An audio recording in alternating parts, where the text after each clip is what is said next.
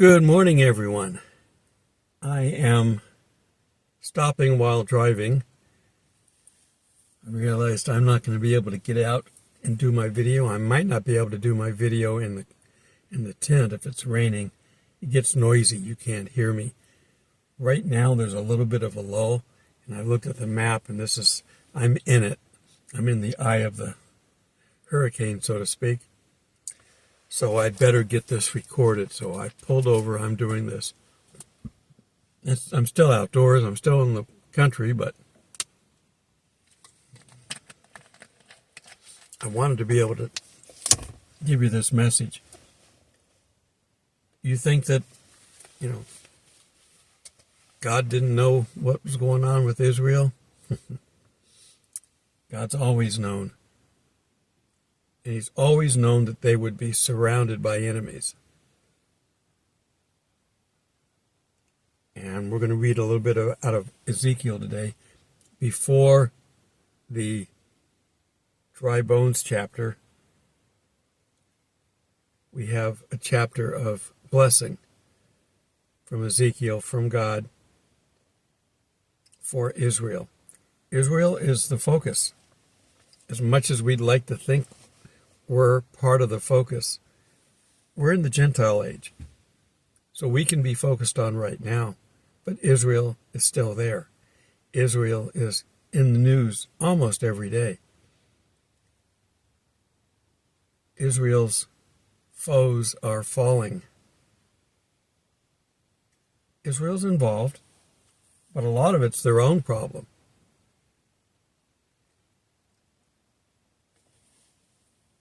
Syria basically has been a problem, but they got into a civil war and became less of a problem in direct confrontation. But they've been allowing arms and military stuff to go through their country, through Lebanon and Egypt, again, not wanting to be directly involved, allowed arms to come into Gaza.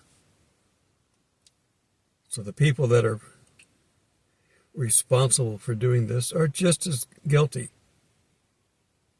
And God's dealing with them right now. Iran is probably at a low point. I wouldn't be a bit surprised if there's an overthrow of the government of Iran.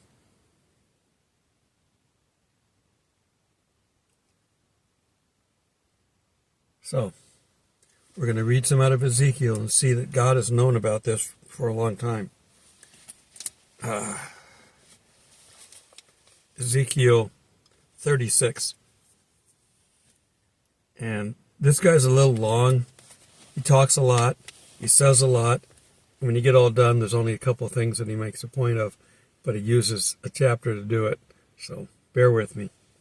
And you, son of man, prophesy to the mountains of Israel and say, O mountains of Israel, hear the word of the Lord. Thus saith the Lord God, because the enemy has said to you, Aha! Poor translations, but we've got you. The ancient heights have become our possession. Before 1948, there was no Israel. For almost 2,000 years, there was no Israel. Thus saith the Lord, because they made you desolate and swallowed you up on every side, so that you became the possession of the rest of the nations, and you were taken up by the lips of talkers and slandered by the people. Therefore, O mountains of Israel, hear the word of the Lord God. Thus saith the Lord God, the mountains, the hills, the rivers. See what I'm saying? He's being very repetitive. To get the message, you got to read it. Thus saith the Lord God of the mountains, the hills, the rivers, the valleys, the desolate wastes. I wanted to say the whole country, but in any case. And the cities that have been forsaken, which became plunder and mockery to the rest of the nations all around. Therefore thus saith the Lord God, surely I have spoken in my burning jealousy against the rest of the nations and against Edom. Edom is essentially the western part of Persia on the Gulf, where their nuclear sites are. who gave my land to themselves as possessions, gave their land to themselves. In other words, stole the land. Sometimes it's like reading Shakespeare. You don't want to change the words, but could you have said it in a shorter way? Methinkest thou speakest too much. With wholehearted joy and spiteful minds, in order to plunder in open country. Therefore prophesy concerning the land of Israel, and say to the mountains, and the hills, and the rivers, and the valleys, we understand. Thus saith the Lord, behold, I have spoken in my jealousy and my fury, because you have borne the shame of nations. Therefore thus saith the Lord God, I have raised my hand in an oath. Raise your right hand when you get up to put your hand on the Bible. Some of them don't do that anymore. They raise your hand. I have raised my hand in an oath, and surely the nations that are around you shall bear their own shame. But you, O mountains of Israel, shall shoot forth your branches, yield your fruit to my people Israel, for they are about to come. For indeed I am for you. I will turn to you, and you shall be tilled and sowed. I will multiply men upon you, all the house of Israel, all of you, and your cities shall be inhabited, and the ruins rebuilt. I will multiply upon you man and beast, and they shall increase and bear young. I will make you inhabited as at former times, and do better for you than at your beginnings. They will be taken care of very well. And if you look at what was there in the beginning, in 1948, desolate, dry bones, as Ezekiel later writes. He writes that in the next chapter. But they have lush green farmlands now all over the place. If they weren't constantly being attacked from the outside, they would be living in peace and happy, and everything would be fine. They've almost totally annihilated Hamas. The organization is gone. There's still people behind.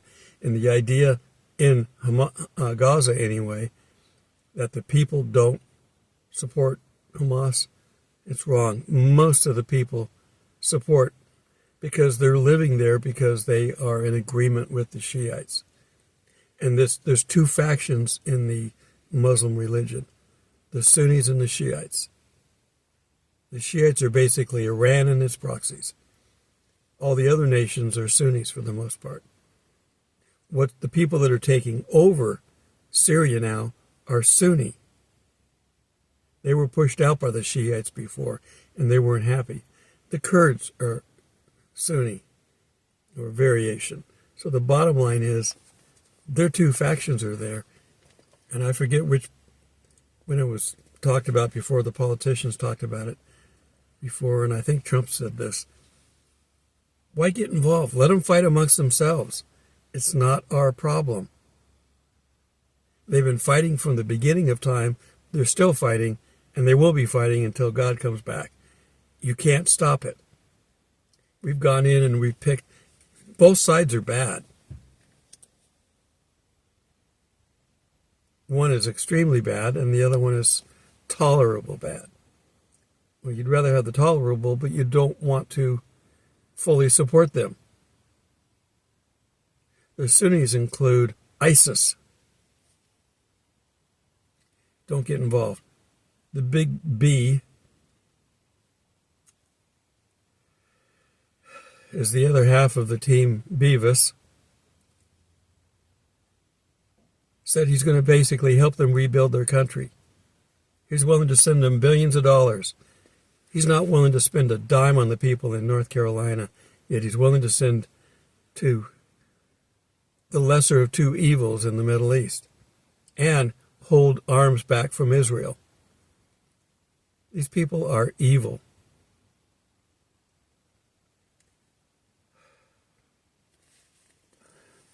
I can't wait to get out of here, but I can't give you any more of a date now than I could before.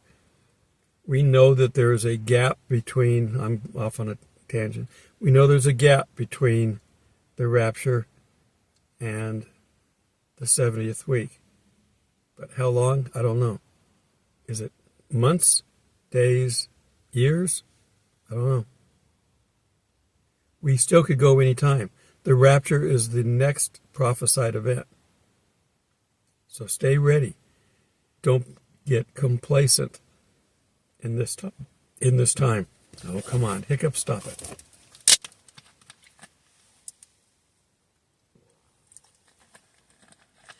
Israel is still God's first choice.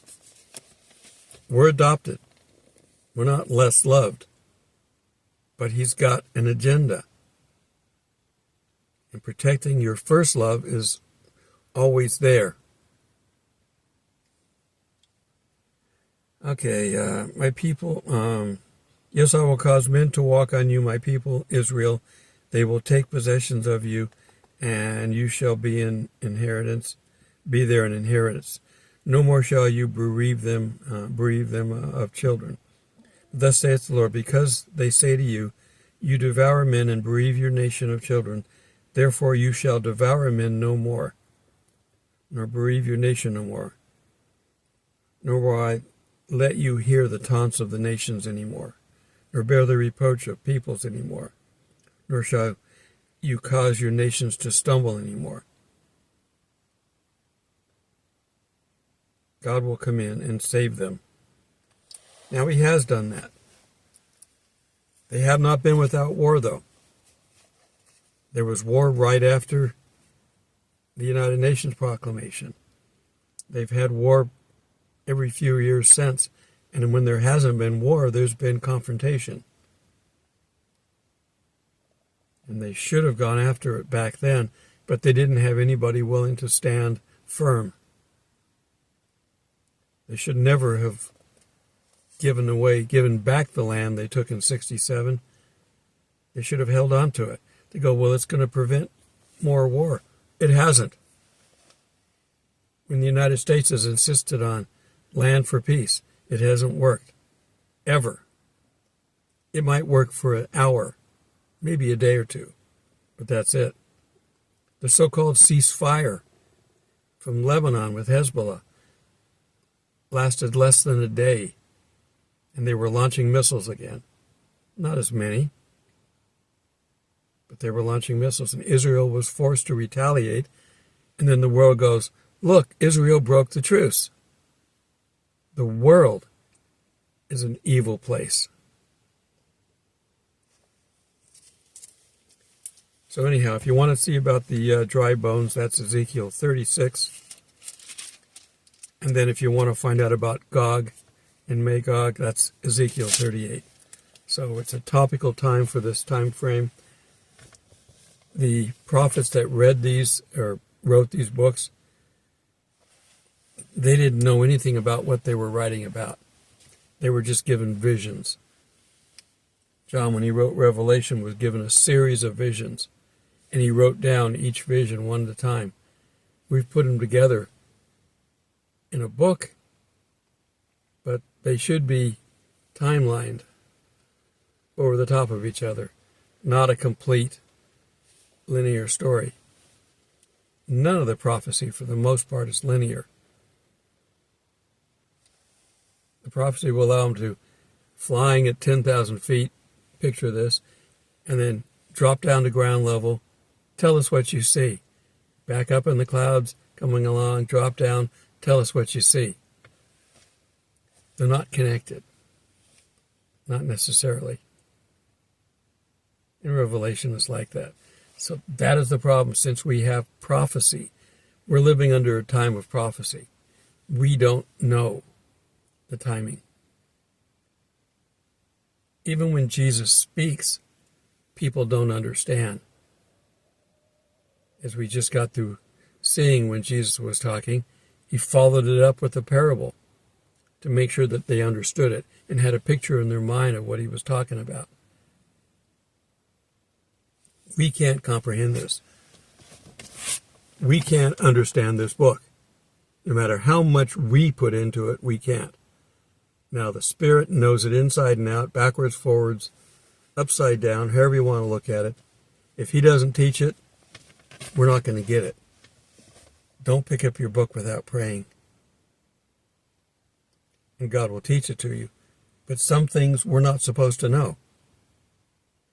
Because some things, God is being crafty against the devil. The devil is serving his purpose. You say, why would God allow something like that? He's serving a purpose. God could wipe him out like that. To God, the devil is a pimple on your nose. He could get rid of it instantly. But He's not doing it because He's serving a purpose. One, God does not like to deal bad things. He's a loving God. Everybody says, well, how can a loving God allow this to happen? Because people have a choice. He wants people to come to Him willfully, making a choice to be with Him. And if you choose not to, you get the cheap copy. That's Satan. Nothing he does is original. It's always a copy. All right, so in this holiday season, pray for me extra on this. I'm used to being in large family gatherings and church gatherings this holiday, season. From Thanksgiving through Christmas, it's time for being together and laughing with friends. Well, the past 4.5 years anyway, I've spent the holidays pretty much just me and my son. And that's difficult. And the first one was during COVID, and that was extra difficult to get out. The evil test worked. They know it will work. They just got to figure out how to implement it again. And believe me, they will try. We're still not out of the woods. What's this evil empire going to do? When they call the United States the evil empire, right now they'd be truthful. Now, they are too. It takes one to know one, but we're unfortunately complying with it too much. And I'm worried about this country and what's going to happen to it. We've stopped in the future the bad things from happening. But as you know, there's a price to pay for what you do on this earth. If you kill somebody and they catch you, you're going to pay a price. Because it's in our 10 Commandments, thou shalt not kill. Why they would not allow that to be up in a courtroom, I don't know. But that's the devil and his wiles. They should put the 10 Commandments up everywhere. Schools and everything. They should be teaching the Bible. It's history. Yes, it's about God, but it's history. Now, we know God exists, but they don't. That's okay. It's still history. Sneak it in. Sneak the God side of it in under the history. We're supposed to have history classes, but they don't teach what really happened anymore. They teach a fake history, one that promotes them and their ways and not the right ways. I'm hoping that for our country especially, that they will get control back and put everything back where it's supposed to be and get rid of this evil world power. But I have a Bible that tells me otherwise, so I'm worried. Not for me. We're all going to heaven. And I'm assuming if you're watching this, you are too. But I'm worried about the rest of the world and the people here. The people that I see that are good people, but don't want to commit. It depends on your upbringing. Were your parents religious? Did they try to teach you religion, but didn't live the life? See, that's a problem. It's like someone going, you shouldn't smoke. Smoking's bad for you, and I don't want to see you smoking. Don't smoke. What kind of an example you're setting if you're going to do that? Stop smoking for your kids and tell them that it's not good. Give them a cigarette. Let them puff on it and get sick and gag. We did the same thing with alcohol. My parents let us take a drink of their, what are you guys drinking? Well, you want a drink? Here, have a beer. The worst thing you can drink is a beer if you've never drank anything. It tastes terrible. It's an acquired taste. Yeah. I don't drink anymore, but I have taken enough social drinks to feel I can talk the subject. Now, I wasn't a drunk. I wasn't an alcoholic. Everything in moderation. But fortunately enough, my insides don't like it, so they don't tolerate it. If you drink, that's fine, within reason. But don't be controlled by it. Control it. And that goes with everything. So have fun this holiday season with your families if you can. There are many who won't be able to, other than my one son. And don't forget that there are people who won't have anyone. I used to do visitations, and there'd be people I'd talk to, that nobody came to visit. Maybe they were cantankerous so much that they ran everybody off. That's a possibility. But once they make the realization what they've done, they're too embarrassed to do something about it.